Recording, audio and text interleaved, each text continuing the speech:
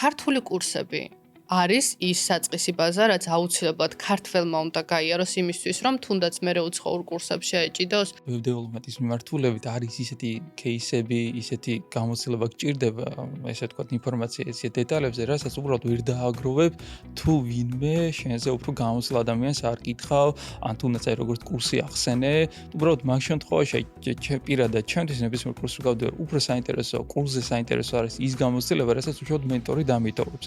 იმიტომ რომ მენტორმა გარდა კურსის სტანდარტული სილაბუსისა, უნდა უმწეს იმის საშუალება, რომ ისეთ кейსები, რაც მაქვს დაგროვილი, რაც პირობითად შეიძლება ამას კურსი არ მოიცავს, დამეხმაროს იმაშიც, როგორ გავიკლო გზა.